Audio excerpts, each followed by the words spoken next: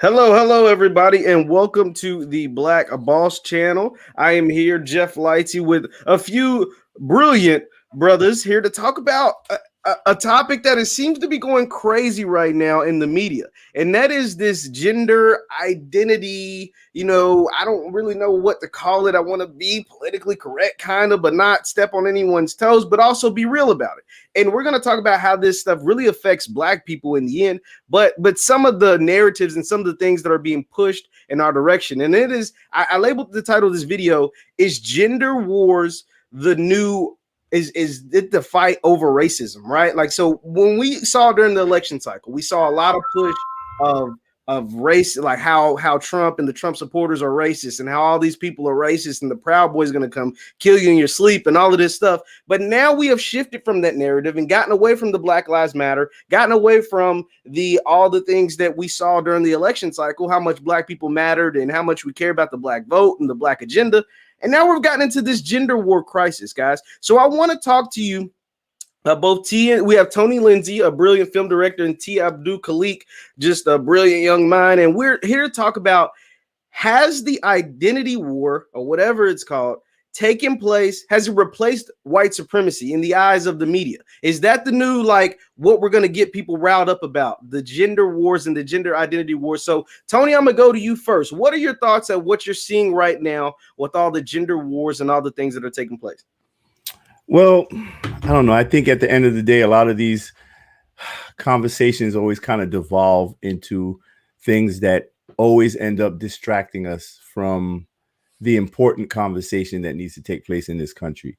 I think, unfortunately, many of these social movements, feminism, LGBTQ, and even the Black Lives Matter movement, to an extent, they're very hostile in practice to the Black family structure. And, we can debate about the intentions of these movements all day long, but we can't deny the end results of these movements that always seem to impact the Black family adversely. So I'm looking forward to getting into this conversation and talking with you brothers. And I'll defer to you for now. Definitely. T. So I brought up something at the beginning, and I know you're really strong on, symbolism and the things that are pushed to our community. But now it seems like instead of fighting against white supremacy, we know that there's like a reparations bill or whatever, that they're going to study reparations, even though we know reparations being owed, but they're kind of putting that to the back burner. And it seems like a lot of our politicians and a lot of the media outlets are focusing on how transgenders are being mistreated, how they're not being treated fairly, and all of these things. What are your thoughts on all this stuff that you've been seeing? No, I totally agree. First of all, I don't believe that there's ever going to be an effort from either political party unless we push them to push for the well-being of the Black community. Because when you have an independent Black community, like I said, independent Black community can function itself, and then we can build power in institutions. So, you want to pay Black people lip service. Now, this whole gender identity thing is designed to divide Black people, because now you have Black people saying that I'm both gay and I'm both Black, so therefore I got two strikes against me. They say things like Black heterosexual males. Like, there's an article on The Root literally that says Black heterosexual males are the white people of Black people. And notice how they throw in straight males as if we have control over our community. Black men have we can't create any laws against Black gays or Black women. We don't have that institutional power at all. But yeah, so that's designed to separate Black men, Black women, Black gays, and have us all fighting each other instead of united under one cause of us being Black. So yeah, that's the problem, and that is what's going to be going on for the next 4 years. And whatever victory that the LGBT community gets, what they're going to do is they're going to say, hooray for Black LGBT people, because the Black LGBT people have it hard. So this is a victory for the Black community in general. And that's what's going to happen going forward. No, I definitely, I agree with you on a lot of that, man, because now I want to share my screen and show you guys some of the headlines. Now, obviously you've seen some of them before because they're in some of the chats that we're in, but I mean, I don't want to make fun of anybody, and I don't want to be, I don't want to be insensitive or whatever. But some of these headlines we have to pay attention to and kind of dissect a little bit. Demi Lovato, who's a famous singer and's been all over these media outlets, is now saying that gender reveal parties are transphobic. That seems to be like the trigger word right now. Tony, what's your thoughts on some of these trigger words that are being used as far as like transphobia and some of the ways that's being pushed upon Black folks in particular? Oh yeah, I mean, that's the easiest way to bully people into silence. That's how I always look at it. Whenever you attach, phobia, or you're a radical leftist, you're a Trump supporter, that's how they bully people into conformity. And most people, you're afraid to give your opinion or speak your truth because we're afraid of being publicly castigated. So what we do is we just diminish ourselves and we walk away from the truth as we know it. It's the same concept behind historical terms like nigger lover. You know what I'm saying? Whenever you attach a label to someone, it makes it much easier to control their actions and even their opinions. People, their fear of being labeled, it's exactly what terrifies them into silence. No, you're absolutely right. And like you said, and the thing is, I was talking to Tony before we started this broadcast. Once again, we're talking about some of the media and how the gender identity and the gender wars is now kind of supplanted the fight against racism, the fight against white supremacy. That's kind of what I'm seeing since the turn of the election. Like, it's ironic. Take me into this. Isn't it kind of ironic that a lot of this transphobic and a lot of this rhetoric is being used since the November elections and since Joe Biden was sworn in January? Like, do you think that's a coincidence? No. These policies are a distraction from real policies for the Democrats to tackle for Americans, such as, economic relief for COVID. Instead, when you have these cultural wars, you can literally divert what's needed for the country for these stupid battleground issues to keep the country divided. Just like, Joe Biden, I believe, his administration launched an airstrike in Syria. Yeah. And the problem with this is that Russia is in Syria. So if Russia, if any of the Russian facilities, any Russian dies in Syria, that could lead to conflict within the United States and Russia. But instead of talking about the problems with that, and maybe the United States will pull out of these foreign wars, focus on home. We're at home battling transgenders. And now what's going on in Congress that the Democrats passed is they're pushing a bill, and they call it the Equality Act, but but people don't look at the details inside. This bill will allow trans women, which are biological men, to legally, under the civil rights law, go into women's facilities. Okay, we're talking about women's bathrooms. We're talking about women's prison. We're talking about women's sports. Yep. A trans woman, which is a biological male, is always more than likely 9 times out of 10 is going to perform better than a biological woman. And lastly, this gender issue is designed to divide the Black family. When the Black man and woman cannot come on accord on one page, there will be division, fight, and family dysfunction. Everybody profits. I mean, everybody benefits from Black dysfunction. I mean, let's think about it. That's the way that society's set up. And to your point, T, when you were talking about, these civil rights laws that are being passed, the funny thing about it is, like, they're trying to, this is all piggybacking off of the civil rights laws that were originally written for Black Americans. This is what this is. Like, these laws were specifically structured and created for the benefit of Black enslaved people in this country.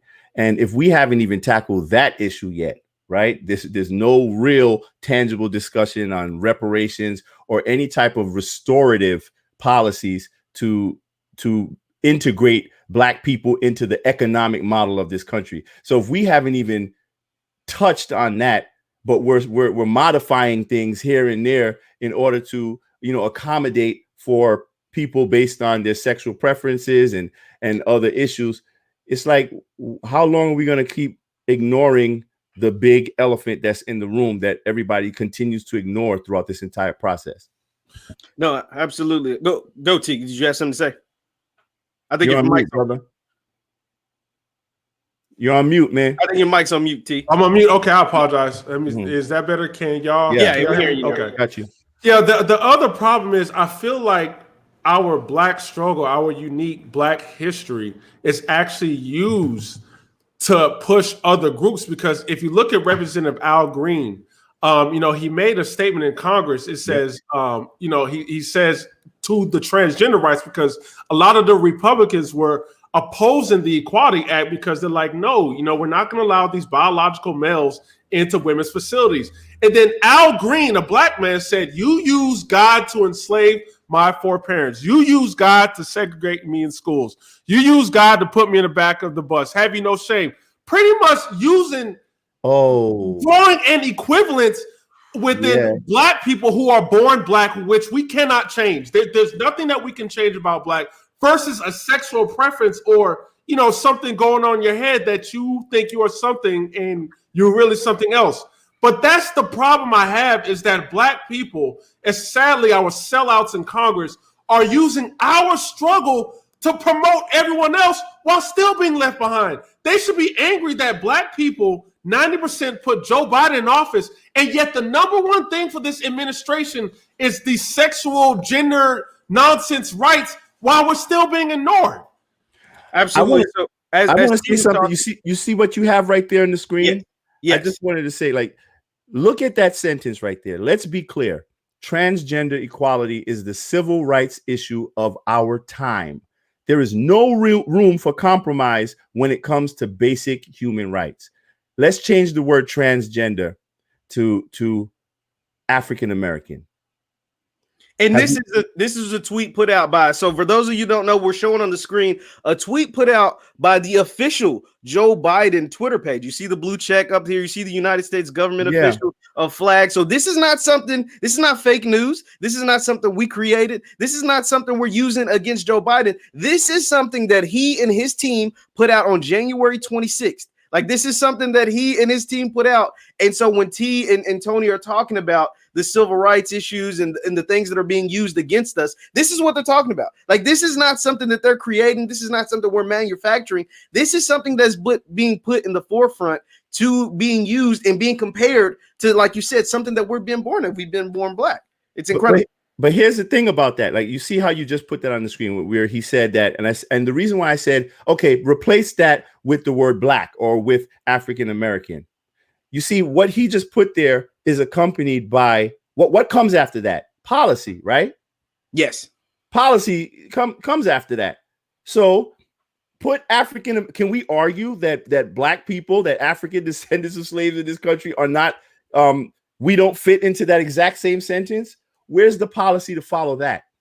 So how can you argue that, transgender issues are not being utilized as a replacement for black issues? And that's why I always say that, the struggle of black people in this country has always been used as a footstool for other social movements that always end up ignoring us in the end. We always fall to the background of those movements in ideology or in practice, but we're often tossed in the front line, right on the front line, to spearhead those movements.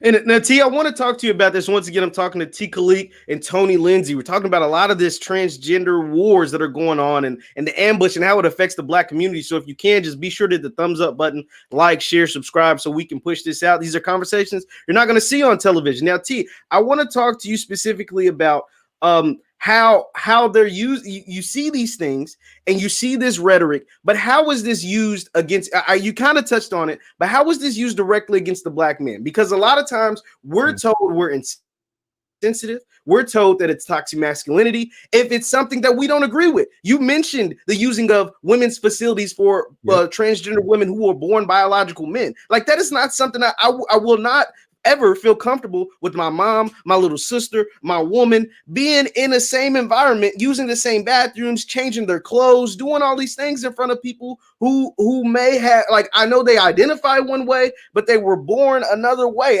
That's not something I won't ever really feel totally comfortable with. But how is that type of thinking that I'm having going to be used and currently being used against our people? Yeah, well, first and foremost, these are foreign ideas introduced to the Black community. This is first world problems that white people talk about. So Black men, especially instinctively, we want to protect our children. We especially want to protect our girls. We want to protect our women as well. So instinctually, we don't want a grown man in the bathroom with our young girls. We also want to celebrate our girls when they do good in sports, if that's our own daughter. We don't want them to have unfair competition. Likewise, if they get locked up, sadly, we don't want them to be locked up with another biological male, because regardless, they still are male and, they still have male instincts. So what this does is this nullifies that natural protection mechanism of Black men speaking up, trying to hold the family structure together. Instead, when we talk up on these things, and none of us is saying, and I have to make this clear because, a liberal could watch this video and say, this is nothing but a bunch of transphobes. Nobody on this panel is saying hunt and kill trans people. No one is saying kill them. No one is saying don't let them get jobs. If they want to apply for a job, no one is saying that. What we're saying is biologically, you should not mix men and women in private women facilities because the man can dominate that. So yes, that is designed to shut us up, take away that protection mechanism away from Black men and really destroy our family structure. And we have to speak up against that.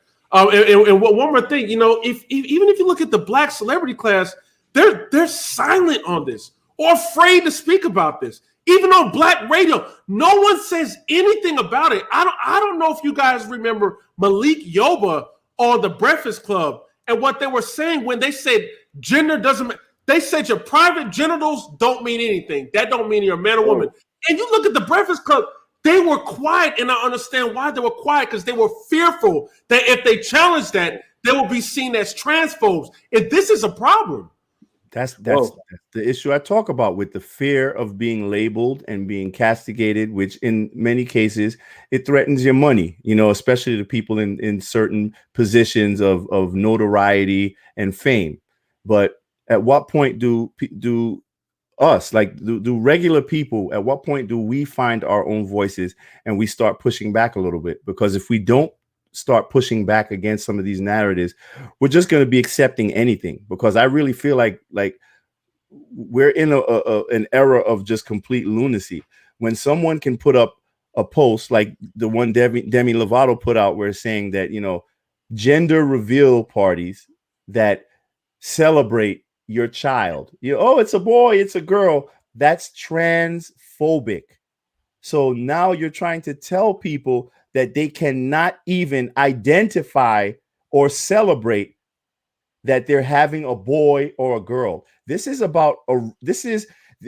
people are trying to create a genderless, asexual world that it's really scary. It's like a lot of the things that I see on social media today, like 20 years ago, 30 years ago.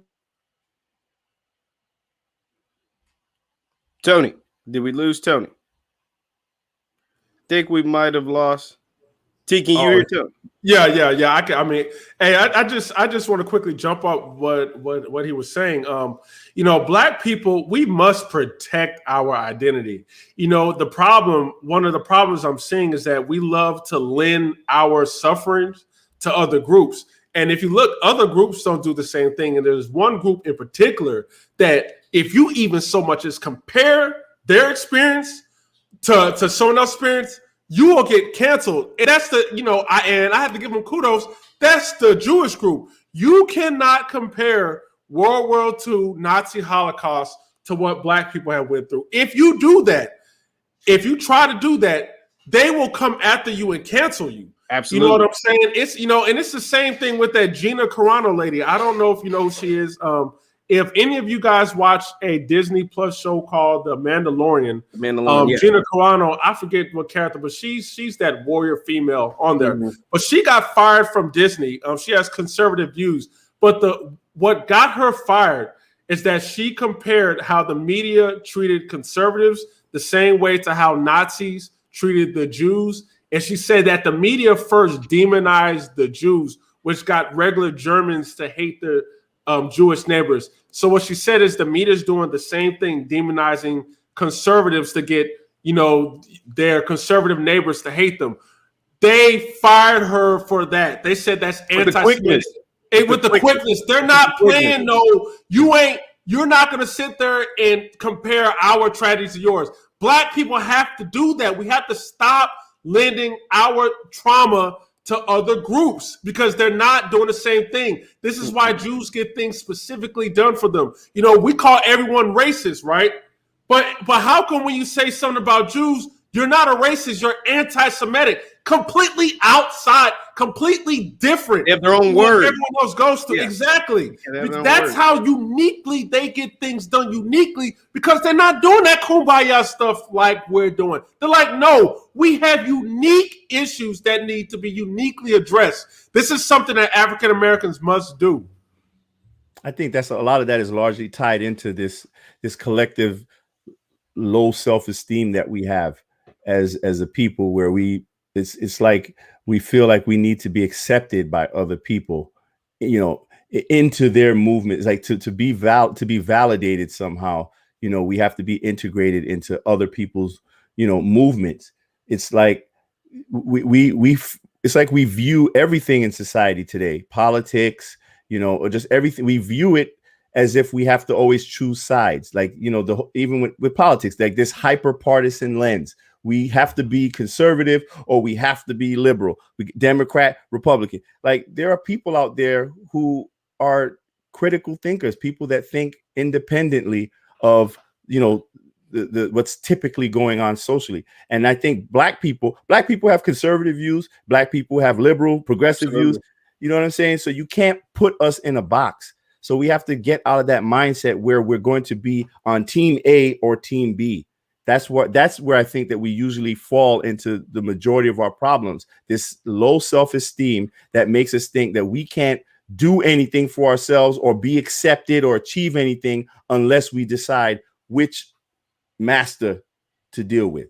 No, it's absolutely right. It's Tony, you're into the stock market. It's like you're not allowed to diversify. Like right. You're like, in stocks and in finance, you're allowed to diversify your portfolio and put some money over here, put some money over here. Like, oh, I like the way that company's going. I like the direction of this company. But black folks, we have to be all in on being a liberal, all in on being a Democrat, because if you're not, it used to be you were a Trump supporter, you hate black people, you were Uncle Tom, you're a coon or whatever. And now it seems to be, oh, you're transphobic, you're homophobic, you're all of these things, you're anti-Semitic or whatever. Anytime that you get out of line or you speak up and say, nah, man, I don't think it is right. Like, I don't think a little child should get to choose if they're a boy or a girl. Like, I don't think it's okay if you're allowed to genetically mess with, your whatever, or not get consent. And I'm saying all of this because I'm going to show a clip, you guys, from it was a meeting on the Senate floor. And Rand Paul, who's a senator in Kentucky, challenged Joe Biden's HHS pick, Dr. Rachel Levine, who was a trans woman, right? So he's a trans woman. And Rand Paul asked Levine whether she thought it was okay if minors were allowed to, basically allowed to pick what gender they are. And Levine kind of, tap dances around the question. I'm going to play the clip. I'm not going to play it in its entirety, but I'm going to play some of it. And I just want to get you guys' thoughts on it. Genital mutilation has been nearly universally condemned. Genital mutilation has been condemned by the WHO, the United Nations Children's Fund, the United Can you hear it? You may have to turn it up. Okay. You might not be able to hear, but okay. So we'll have to figure that out later. But one thing that what he was saying was he was calling it genital mutilation, and that's what everybody focused on. But his bigger picture was, is it okay for a minor without the consent of their parent to be able to mess with their bodies. And he used an example of someone that he knew that decided to change their body. They were a woman and wanted to, do the transgender process and go into a man to become a man. And then they regretted it when they got older, but they did it at a very young age. So I kind of want to get you guys' opinion on, like, what is your thoughts on some of these things? And this is Joe Biden's, like, this is going to be appointed. She is going to be appointed to a seat in the DC, and she refused to answer whether she thought it was okay if minors should be allowed to basically change their identities without the consent of their parents. I know I'll go on the record right now and say that is unequivocally child abuse. You cannot. It's ridiculous to say that you can entrust a child to make a lifelong permanent decision about themselves at the age of 5, 6, 10, 14, 15, or even 16.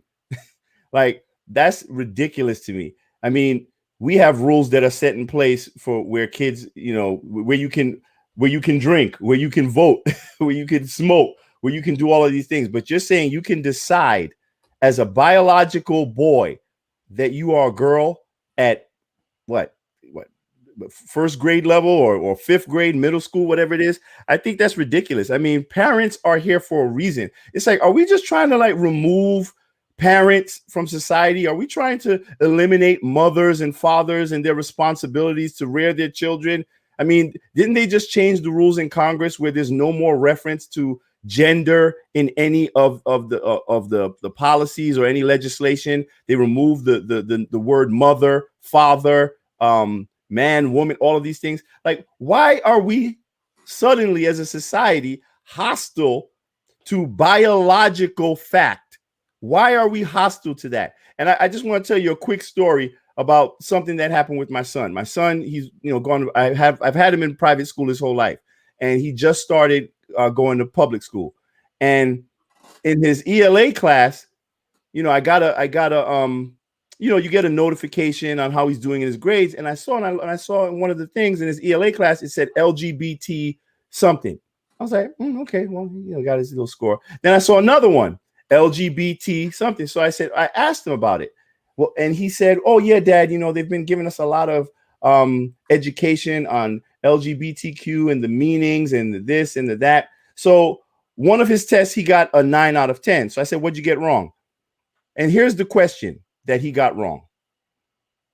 If a woman who identifies as a man is attracted to women, is that person heterosexual or homosexual? My son gave the answer homosexual. He was marked wrong, and he was told that the correct answer is heterosexual. He was told that gender is not a biological construct, but a social construct. So now you're indoctrinating our children now. You're telling them that they have to deny science. So, like, what happens when he gets to biology class? Like, how are you going to figure that out? How do you resolve that?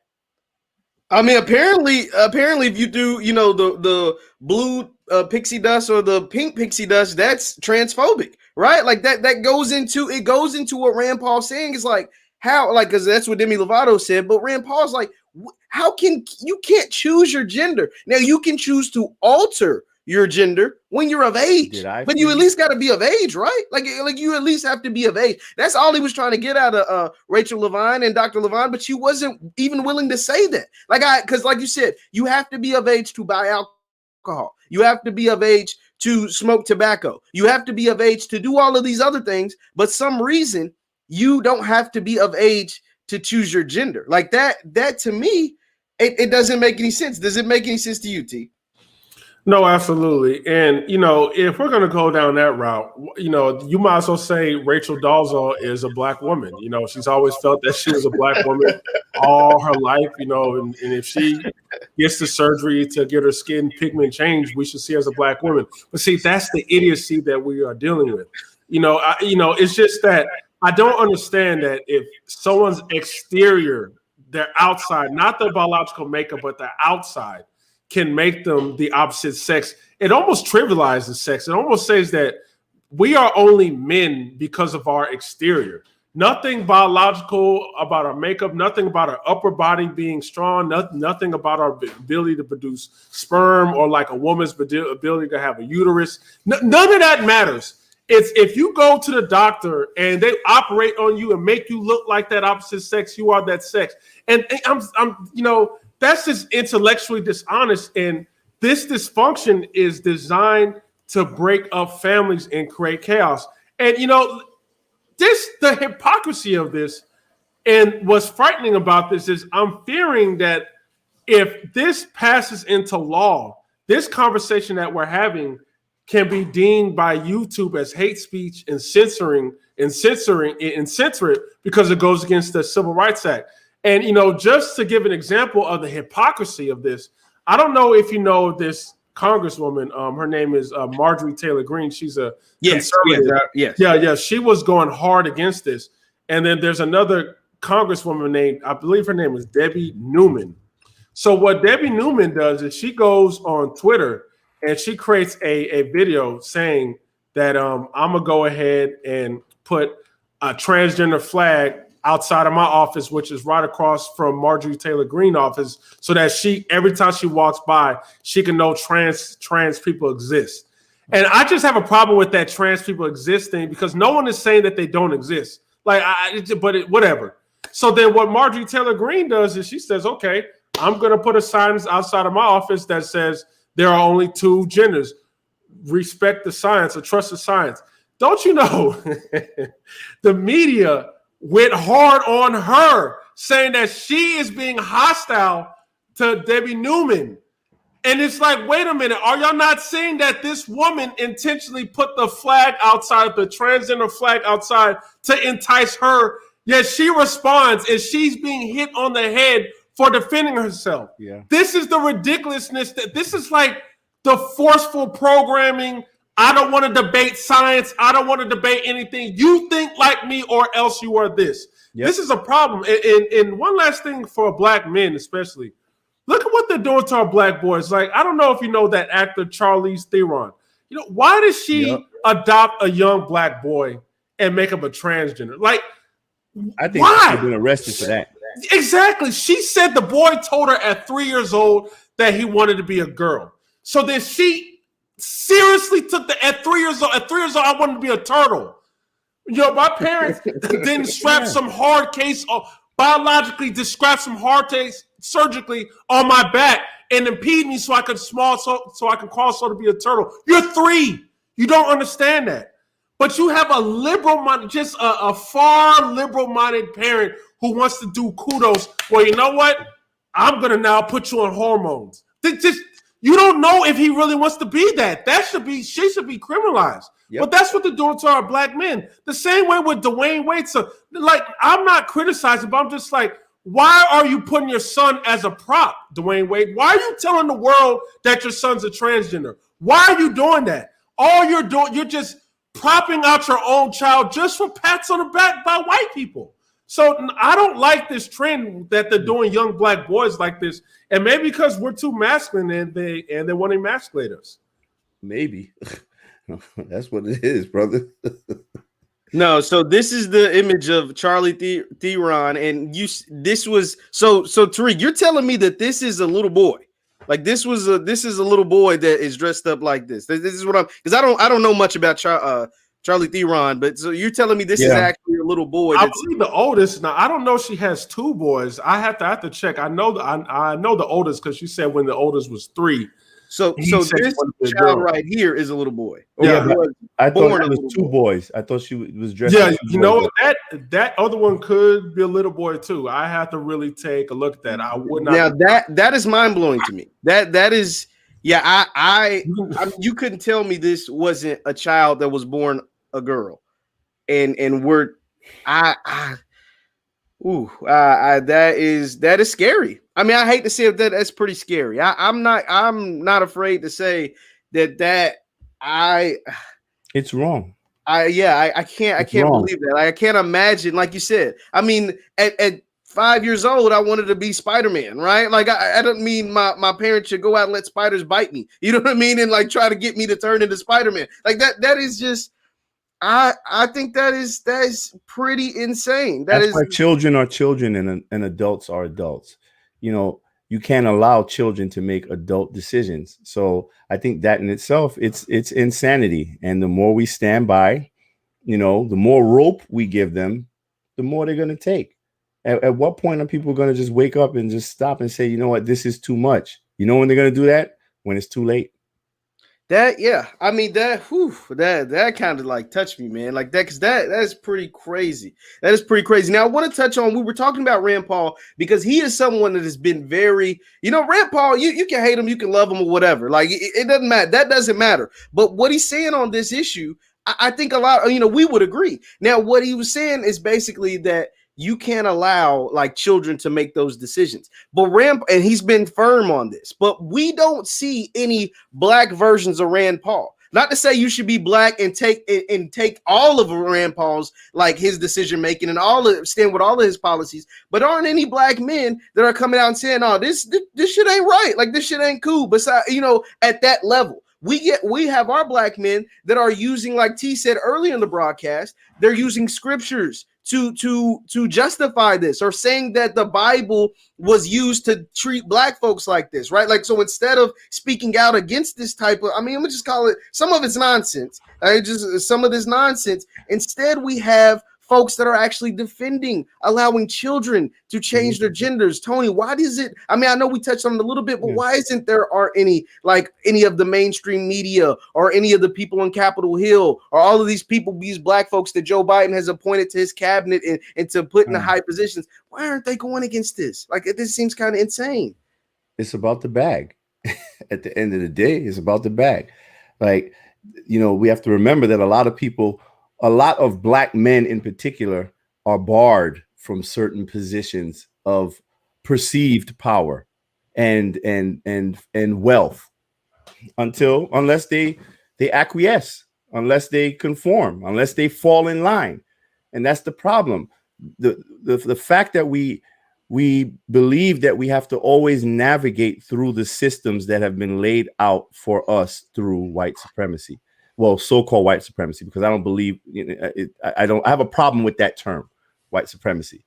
Mm-hmm. But I just think that as long as we continue to attach ourselves to their systems and, you know, their institutions, we're always going to have to kowtow and bow down and fall in line to what they want, to for their definitions of black people or what's acceptable as a black person for this position. That's why you see most of the platforms that castigate black men publicly, they usually are headed by black women. The face of that is usually black women that speak very hostile towards black men. There's a reason for this. So, I mean, there's barely any presence of black men anyway in like the mainstream media, in you know, even in the political spectrum as well. I mean, I just don't think that you're going to really find that woke, conscious black man in any of those positions, because the prerequisite to that position is you cannot be that way. So we need to stop looking there, and we got to start looking to each other. Well, you know, they only act woke, and I say that, you know, especially when they want to go hard, is politically. And when they go really hard at the Republicans and what, you know, the Proud Boys are, then you see people like, you know, T.I., people like Snoop Dogg, you know, getting really amped up and getting really woke. But then when the liberals approach Snoop Dogg for trying to defend Kobe Bryant, and you know, you know, he did kind of go hard on Gayle King. Gayle King. I don't agree with that. I think he should have said, you know, I don't mean to say that, but I stand by what I said. But you see how Snoop Dogg apologized really quick. He just got whipped just like that. And it goes to what you said, brother. You know, black people, we don't own our own institutions. And we're constantly, and this is the problem that I really get frustrated, we're constantly complaining Why don't you guys include black people more? We need more Right. black people here. So when you do that, okay, fine. When you do that, those black people are going to have to take on wherever their boss tells them to do. They cannot be pro-black. We seen what happened with Nick Cannon, where he tried to be black. Bam, they shut that down. He does not have his own. He does not have his own program, his institutions to speak freely the way he wants. So we got to get out of this mentality. The one thing I love about this platform is we do talk about black people owning their own. If we don't do that, like, yeah, black men are not going to be able to speak out. And if they do, it's in these fake woke terms. It's in a way that doesn't rattle the establishment. You know, they say the things they're supposed to say. You know, I'm against homophobia, transphobia, and all that nonsense. It's just, it's weak. But yeah, this is why black men aren't speaking out. Is because their employers, their masters aren't allowing them to. They're only allowed to speak in platitudes. And when they do get nice and woke and conscious publicly, you know, what's the end result? We get Black Lives Matter streets. You know what I'm saying? So at the end of on the the day, basketball court. Yeah. Yeah. So, you know, it's like the difference between being an employee and an employer, a business owner. It's like we're going knocking on the door every day. Can you please hire me? You need to hire me. Let me in. Give me a job so I can work for you. But you're not even thinking about building your own business so you can bring other people in. So that's why I think one of the good byproducts of this pandemic response has been I've seen a huge surge in Black entrepreneurship. I see a lot of Black people discovering their talents and their business acumen. So just based off of that alone, you know, I am encouraged to see that there are so many more Black people who are of a mindset of generating their own income and being more economically independent.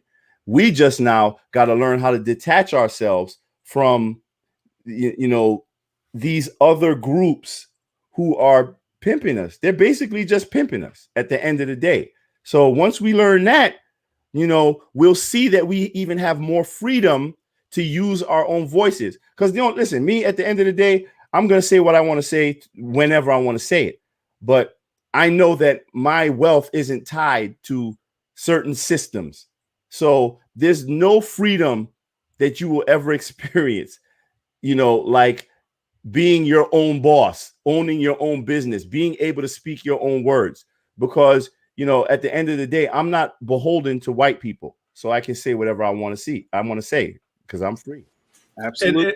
And I just want to go ahead, T. what the brother said. He said something really key when he said, you know, a lot of these black outlets ran by black women bash black men. You know, when you look at outlets like The Root, that, you know, that is owned by Univision. You know, that is not a black company, but what they do is that they hire these black heads, mostly black feminists, because black feminists, unfortunately, you know, got their talking points from white feminists, and they take whatever issues that they have with the white man and throw it on the black man as if we have this patriarchal power that's suppressing our women. And what that is specifically designed to do is to create a gender war, because you got to understand, if black men see themselves being attacked by these outlets, and sadly they're seeing it's a lot of our women, that may develop some animosity against our women. And then now they're going to go online on social medias lashing out on black women. And then now some black women who really weren't paying attention to that, they're seeing the black men go after them. Now they're going to go after them. And it creates this gender war. That's what this is designed to do, is create dysfunction, gender war, more single baby mamas and all that nonsense going on in our community. And there's nothing bringing us together. Nothing in the black community talks about the importance of a man, woman, and child. We don't have none of that in our community at all. And a lot of times, go ahead, Tony. You know, a lot of times, like, if you look, remember the Black Lives Matter homepage had the destruction of the nuclear family, so it goes directly against what you were saying. Like you said, there's nothing that says man, woman, child, dog, or man, woman, child. Now it's maybe woman, woman, or whatever. And not to say that that's wrong, but I don't know if that's not something that should be on the forefront or should be on the mainstream, or something that we should be pushing against man, woman, child. Like that, there's nothing wrong with being a man, a woman, and child. Once again, I'm talking to Tony Lindsay and Tariq Abdul Khalik. Be sure to hit the thumbs up button, like, share, subscribe. Tony, was there something that you had to say? Yeah, I was just going to say what's interesting about this you know, if you really step back and look at it, I feel like all of these movements are usually controlled and operated by white people who don't even really participate in these movements outwardly like we do when we're following behind them. It's like they're saying, here you go, this is what I want you to do, go ahead and do it. Like you got, you know, white women who are really controlling like the Me Too movement and the feminist movement and the you know, this whole transgender, like there's a lot of white people behind this stuff, right? And a lot of these movements, they are anti-black male. Whenever we talk about patriarchy, we somehow, you know, scapegoat patriarchy to black men who hold no real power or influence in this society. But you just completely ignoring white men, because white men are the ones who are the patriarchs of this society. But it's much easier for the Me Too movements and the feminist movement to demonize and scapegoat everything to black men. And it once again plays on that self-esteem. And the worst part about it is that these movements, while they're controlled by white women, they're often carried out. And listen, I love my black women, but they always tend to be carried out by black women by proxy. You know what I'm saying? It's the perfect formula, because once the black women are talking crap about black men, the black men get offended, the black men got something to say about the black women, and then now we're here fighting, and then you got the puppet master at the top who's pulling the strings, just sitting back and collecting all the dough from all of this, all of the bread, because there is a lot of financial benefit that comes from the dysfunction of the black community in this society, from the music industry to politics to anything. Black dysfunction is a very powerful income generating model in this country. So we need to identify that and stop playing their game, because at the end of the day, we are the resource. We are the source that basically moves this society. And when we understand that, maybe we'll probably be a little more likely to kind of step up and say, you know what, let us take control of our own narratives.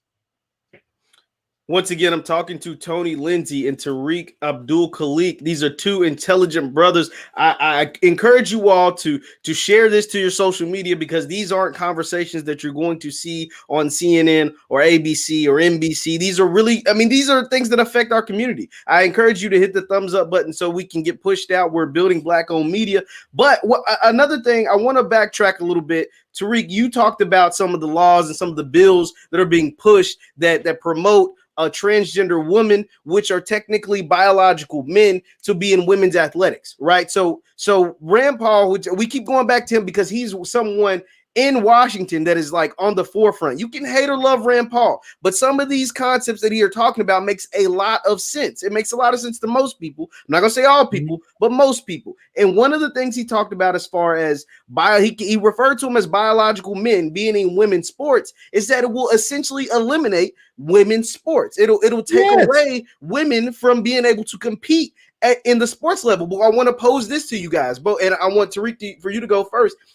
Doesn't that that's a direct conflict to feminism, right? We push feminism and how women need equal rights and all of these things. They need to be able to compete as far as like in the job field and athletics and all of these different things. We see, at least in the sports, if we're sticking with sports, how they want to get equal pay and all of this stuff. But if you have what he referred to as biological men being in your athletics, you're going to essentially push out the biological women. Isn't that like a conflict of interest? T, I want to kind of get your thoughts on that.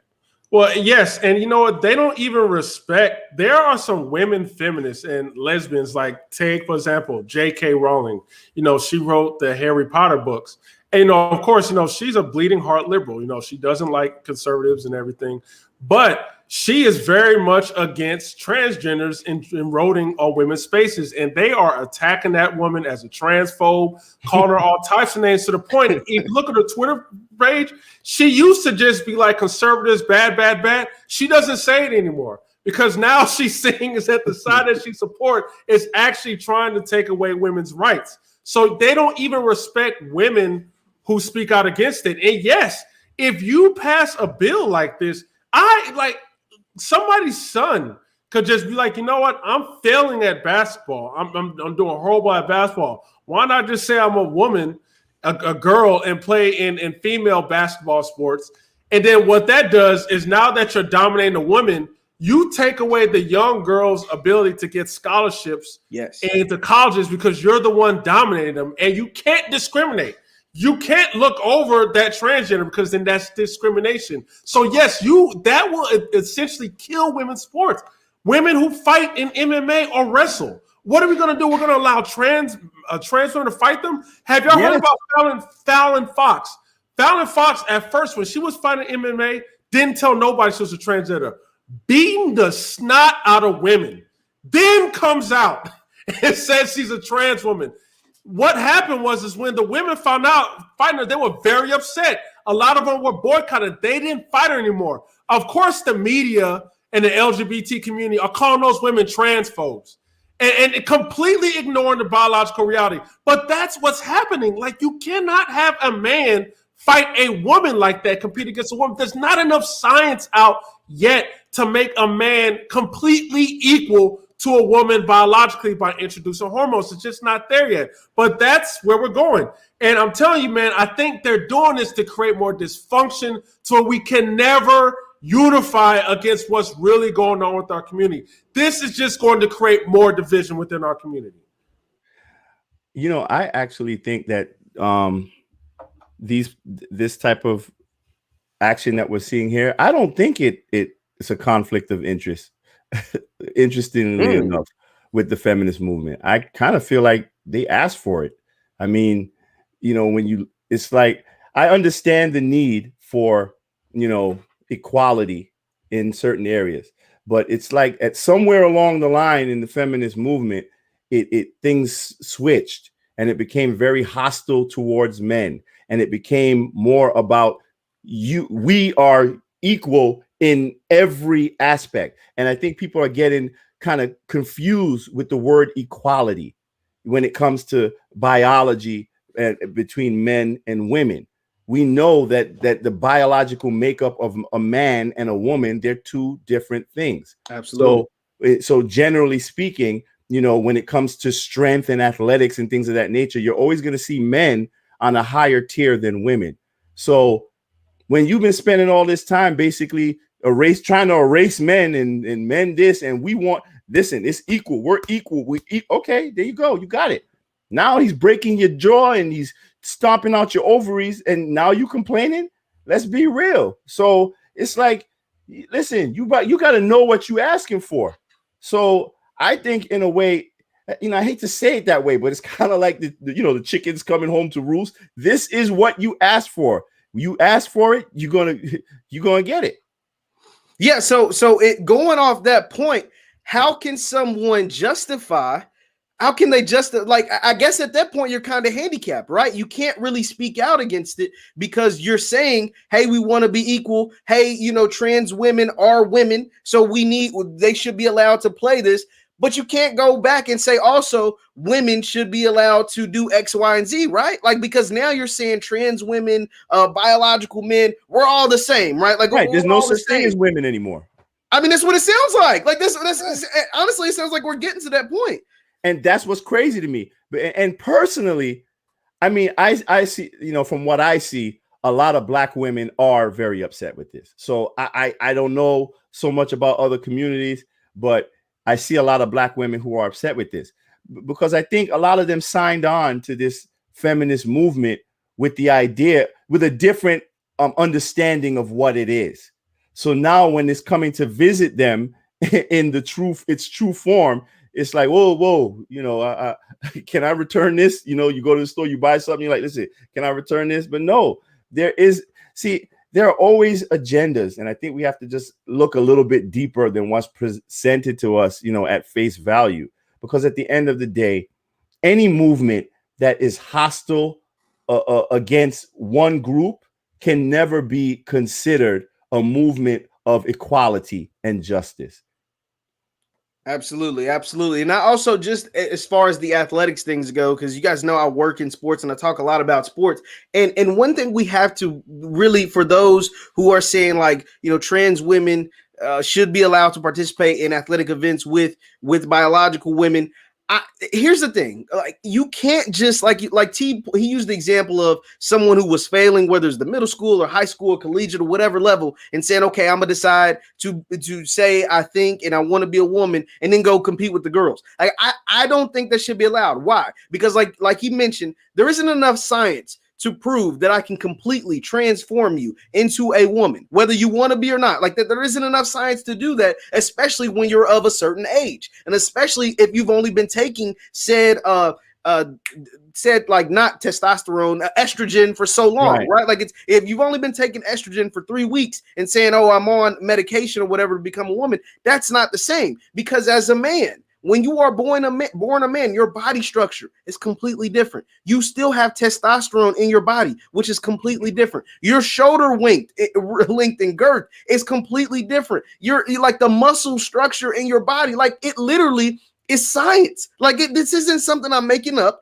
This isn't something I'm just rattling off, or I'm trying to convince you of something. This is the truth. Like, this is what we've been known with. Like, we've known this our entire lives, and now, because we're trying to sway the argument in our direction, we're just wiping away all the scientific facts, not scientific opinions or theories, like actual facts. Like, we're wiping all away and acting like that doesn't matter because we want to sway things in our opinion, and I don't think that's right. Like, I don't think my little sister or my cousin or whatever should be able to compete with someone who is clearly bigger, stronger, faster than them, who is clearly should be competing with the next heat, which is the dudes. Like, I mean, like, that's just the truth. And if you think about it, I mean, when they have to take, if you have to take like estrogen or these hormones, you got to take testosterone and all these. Aren't there rules against performance enhancement? Wouldn't that qualify as performance modification? It's not natural to the person's biological system. So I think that in itself, wouldn't that basically disqualify them in a normal world, outside of the twilight zone? So my question is, why can't, let's say, transgender people get their own leagues or their own sporting segment? I mean, why not do that? I mean, because they want you to change the definition of who you are to accommodate them. And that's the problem.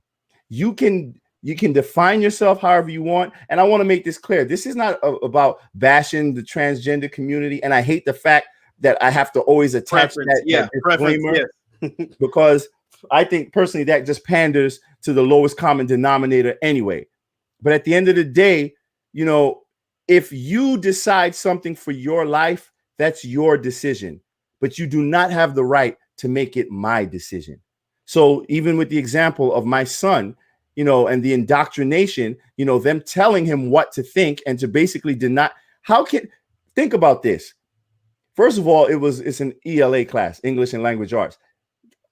Unless this is like LGBTQ education course curriculum, they had no business asking my son anything like that anyway. And I've already reached out to the school about it, and I'm waiting for a reply.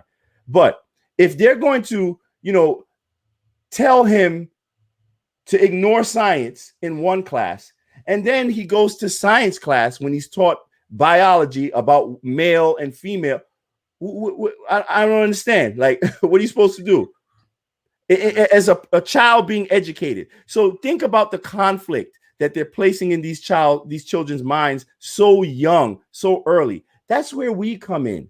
So these sorts of conversations about gender fluidity and all of that other stuff, I think those conversations need to be taking place between parents and their children. Society, education system, politicians, all of you guys, stay out of it. That's between me and my family. When I close my doors, that's me and my family. You don't have the right to come barging in and telling me what to believe or how to think. And so it goes both ways. Do what you want, but don't try to force me to co-sign it or deny my eyes what I'm seeing. Is just not going to happen that way.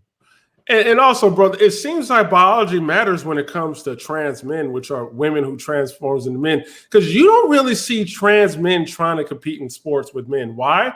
Because biologically, they're still women. They will lose. You don't see them trying to box us.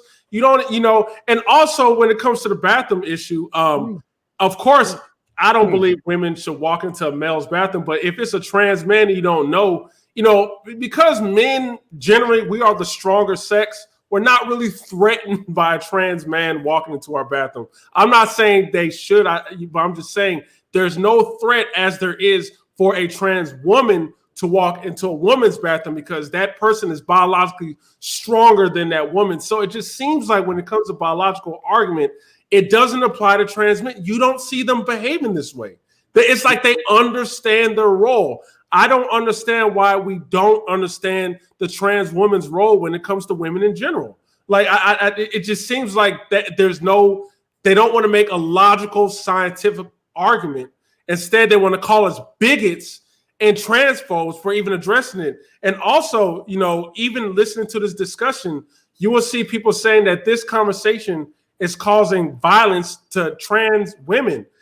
The problem I have with this argument that violence towards trans women is I don't know a black man, and I don't know if you guys know, but I don't know a heterosexual black man that wakes up and say, you know what? The first trans woman I see, I'm going to kill them. Like, do y'all know black men like that? Do anyone know a black man like trans? I'm sorry, I'm getting so confused with the terms. Trans women. Yeah. It's a biological man. A woman, okay. Do you know any heterosexual black men who are like, I want to kill a trans woman just because they're trans? So the problem I have, because what they like to do to kind of push their narrative and the victim of narratives is black trans women are dying. But there's no context. Why are they dying? Like, we never answer that question. Are they dying is because they're going after heterosexual men and not telling heterosexual men that they're trans women like that? Because to be honest, if a heterosexual man is talking to a trans woman who looks like a woman, he's spending money. They may do some sexual things, may not, whatever, but they may do some sexual foreplay. And then he finds out that that's a trans woman. We don't know what happens to that man. But see, that conversation never takes place. It's just that black trans dies. You're not putting no context on it because black men aren't going out hunting trans women. We're just not. We're not even thinking about them. They're not like, I see trans women. I don't care. I swear I don't care. But don't force me to think like you and stop saying that you're dying as if we're just hunting you. That's not the case. These things, you got to dig deeper into this. Right. Language is very important. Absolutely. So yeah, I guys, I've held you for long enough. I've held you for a very long time. This is an important conversation that needed to take place because it's a lot, and it's something that I think we're going to see a lot of over the next, potentially 8 years, right? Like if the Democrats continue to hold steady in the House, in the Senate, and in the presidency, this is something because we can no longer say the Proud Boys are coming to get us. We can no longer say you're a Trump supporter. We can no longer say those things because those things have, magically is popped away. It's gone because Trump is out of office, and now it looks like they pull back on the Capitol stuff. The Capitol thing is over. The Proud Boys have now magically gone away. A lot of this stuff is not the subject. It's not election season, right? So it's not, those things are not at the forefront. And now that we're indoctrinated inside a Democratic ran government, then these are the issues that get brought up. And it's a lot of this transphobic, homophobic, all of these kind of rhetorics and topics, because now we have to stir up controversy, and now we have to break up different black folks from agreeing with each other and all being as a collective unit. But even if it's a contradiction of ourselves, especially when it comes to the world of the feminist movement and the world of sports and things like that, because it all kind of contradicts, even though Tony says it doesn't. And we're like, the lines are like super blurred on what's a woman, what's a man. Like we don't like, and what can we have gender reveal parties? Can we call it breastfeeding anymore? Now it's chest feeding. Like these aren't things I'm making up, guys. Like these are literally things are being put out in the media that we are now seeing. Like me, Tony, and Tariq are in the same group chat, and we see these things, these articles that are getting pushed and that are getting, pushed out there and saying trans women need love too, and all of these kind of things that are just like really being pushed right now. And so I want to end on this. Be sure, like I said, these aren't conversations you have in mainstream. So be sure to share, thumbs up to allow people to see this conversation, because these are things that need to be heard. And I want to get you guys just final thoughts on the entire issue. Like we covered a lot of topics, but if there's one thing in particular that you want to say before we get out of here, Tony, I'll allow you to go first. Just your final thoughts on everything. Yeah, well, honestly, I just want the Black community in particular to just realize and understand that now that Donald Trump is out of office and the dust is settling, the Democratic Party is now in a position to show and prove who they are, because as they have a majority in all branches of government, there's no more room for excuses. So I just would encourage people to look at things with a critical eye and make sure that we're not being ignored. And I know there are a lot of people that make a lot of excuses for Joe Biden and the Democrats when things, don't really pan out the way that you expected. But we can't get into the habit of making excuses for people who are doing absolutely nothing for us when we're doing everything for them. So nothing in this conversation has been anti anything. It has been pro-Black, at least coming out of my mouth. And if you look at things through that lens, you'll understand and you'll see how we have been deprived and we have been disenfranchised. We've been disrespected repeatedly in this country. And at some point, we have to stop this. And we have to figure out a way of seeing things outside of the lens that has been provided for us. So right now, you're going to see a whole lot of other issues that are going to be thrown to the forefront under the new Democratic administration that are going to be about everything except us. So I encourage people to please utilize this time to engage in the conversations with the people that you're not used to having those conversations with, people that you've historically cut off, or you've kind of dismissed them as, they're conservative or they're progressive, or have conversations with people who don't think like you, because that's the only way that we're going to get to a better common understanding of the situation that we currently find ourselves in. So to all the transgender people out there, LGBTQ, I ain't got nothing but love for you, but you do you, and let Black people do us. Because when it comes to transgender Black men or women or whatever you are, you're still Black at the end of the day. You know what I'm saying? And you're going to still have the same issues that the rest of us face. So it's not about choosing sides. Let's stop choosing sides and let's understand who's targeting us and what are the things that they are benefiting. How are they benefiting from our collective dysfunction? Tariq, go ahead. Final thoughts. Yeah, I really just want to, jam this into Black people's heads. Please stop using your suffering to aid other groups. As you see the LGBT community getting all these powers, all these laws passed in their favor, you see the immigrant community, the same thing. You're still left in the exact same situation. You are the only one being an ally.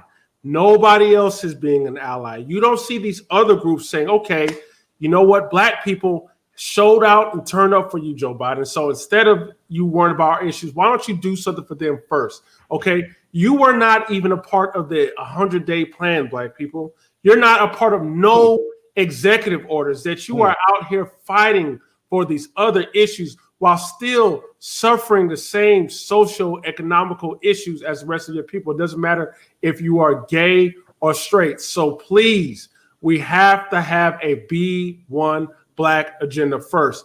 These issues are designed to keep us divided and destroy the Black family. You see what's going on with our community, where we don't have men in the homes. We got apartments, Section 8 places where it's just rowdy.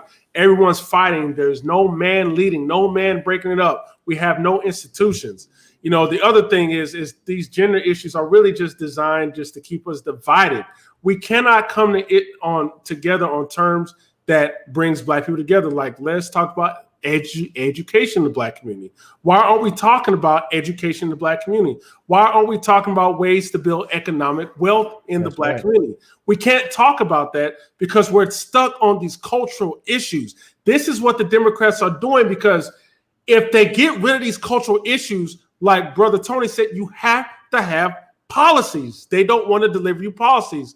And Black people should be offended. In my personal opinion, we should be offended that we're being ignored, because these people begged for our votes. They said that Biden cannot win with our votes. They said this was the most important election to get rid of this white supremacist who was going to destroy this country. They needed us to come out and show out, yet they ignore us. That should not be tolerated. So that's all I want to say. Black people, please hold these people accountable. Do not lend yourself out to these other groups and focus on you. That's right. No, absolutely. The B1 mindset is for sure. That is what we all need to take place. Just my final thoughts, just to kind of piggyback off what Tariq said. You see a lot of these things, this transophobia thing that's being pushed right now. You see the attack on the Asian community being pushed right now. All of these issues have to deal with all of these different people, except the people that they were running to, that they were crying to come get your booty to the polls, more than a vote. All of these things were geared towards us, right? It was geared towards us, putting them in office.